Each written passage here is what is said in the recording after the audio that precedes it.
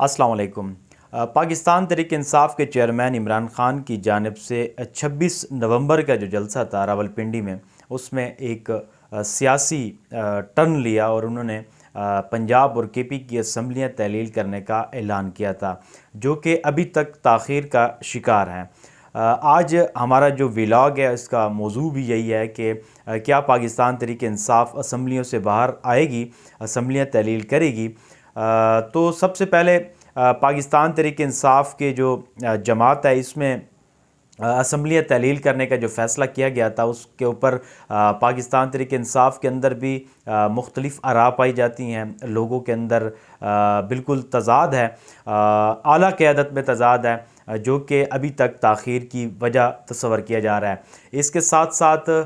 पाकिस्तान मुस्लिम league काफ के जो परवेज़ इलाही साहब हैं, उनकी जानिब से भी असम्बलियाँ तहलील ना करने पर ज़ोर दिया जा रहा है और काफ लीग भी इसी चीज़ पर ज़ोर दे रही है कि पंजाब की असम्बली जो है वो डिज़ाल्व ना की जाए।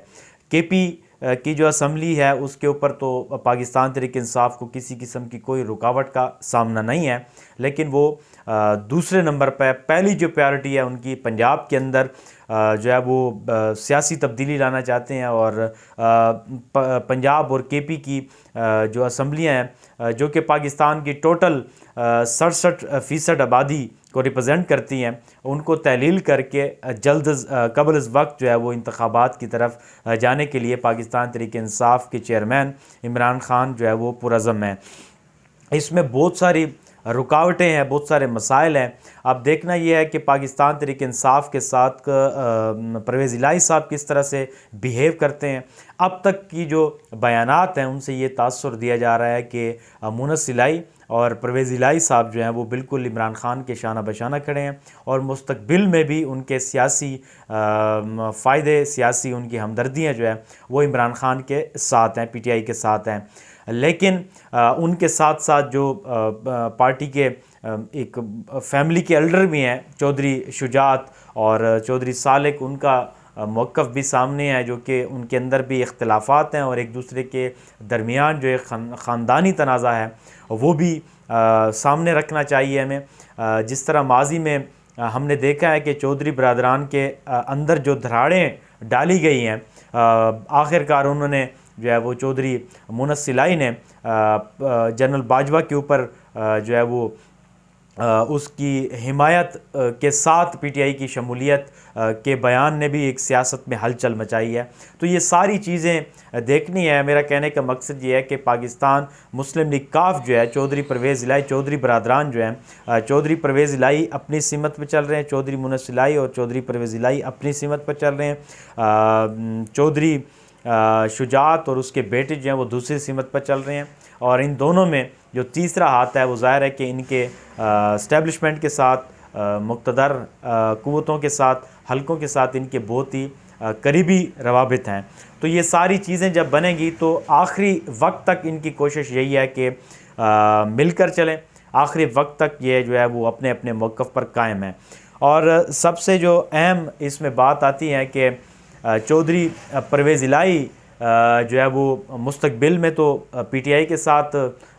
इल्हाक़ करना चाहते हैं, उनके साथ मिलकर हुकूमत करना चाहते हैं और साथ ही उनकी जो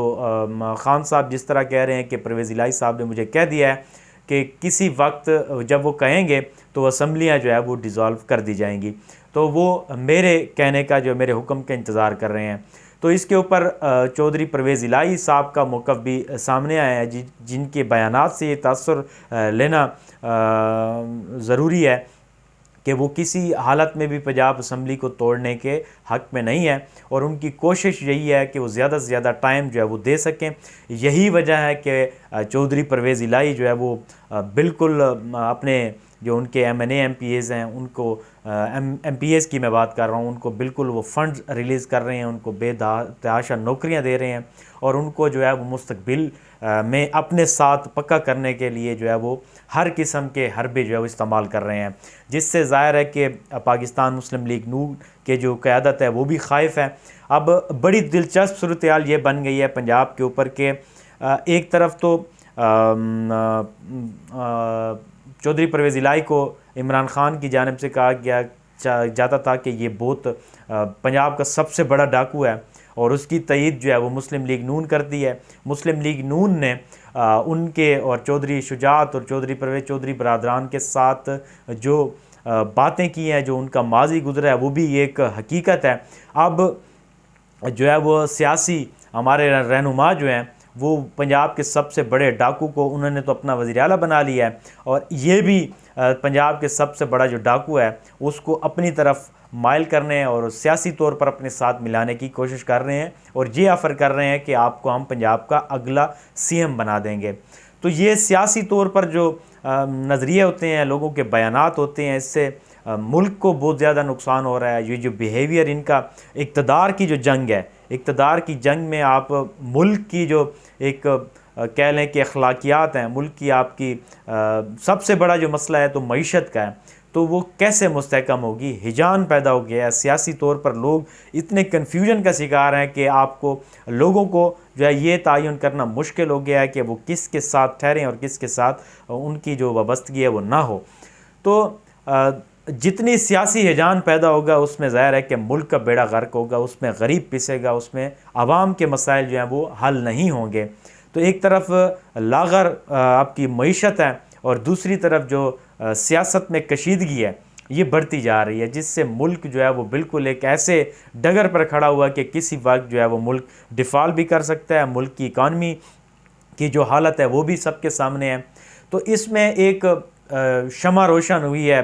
कि मुज़ाकरात किए जा रहे हैं, PDM की जानिब से ये कहा गया, और जिस पर खान साहब ने आमादगी का इजहार किया। अब देखें कि सियासत में ये लोग इतने आगे चले गए हैं कि एक तरफ उनको चोर लुटेरा डाकू कहते हैं और दूसरी तरफ पस पर्दा इनके मुज़ाकरात भी जारी हैं। तो लोगों को ये चीज़ सोचनी चाहिए, जिस तरह हम देखते हैं कि हमारे मुआशरे के अंदर एक बिल्कुल हू का आलम होता है, और एक दूसरे के साथ इतनी रिश्ते ख़त्म कर देते हैं, एक दूसरे की अखलाकी कदर अखलाकियात के ऊपर जो है वो पानी फेर देते हैं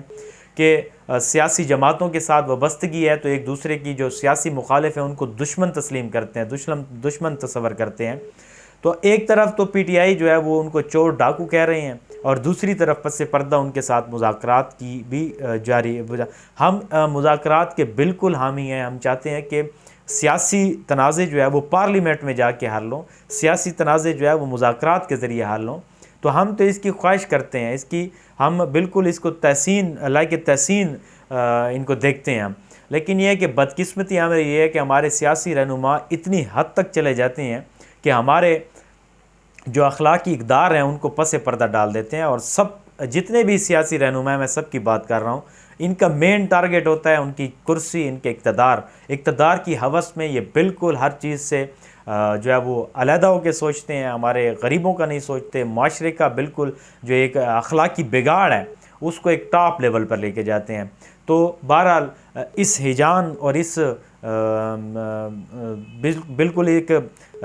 गैर मुस्तहकम जो सूरत हाल है सियासी, इसमें मुज़ाकरात की जो एक कोशिश की जा रही है बिल्कुल लायक तहसीन है। और एक बात इसमें यह है कि अगर ये मामलात आगे चलते रहें और ख़ान साहब असम्बलियाँ डिज़ोल्व करने में जितना देर लगाएंगे, जितना डिले करेंगे, तो ये सियासी तौर पर इनकी नाकामी तस्वर होगी, जिस पर ज़ाहिर है कि इनको इसका खमियाजा भुगतना पड़ेगा। अब तक के लिए इतना ही। अल्लाह हाफ़िज़।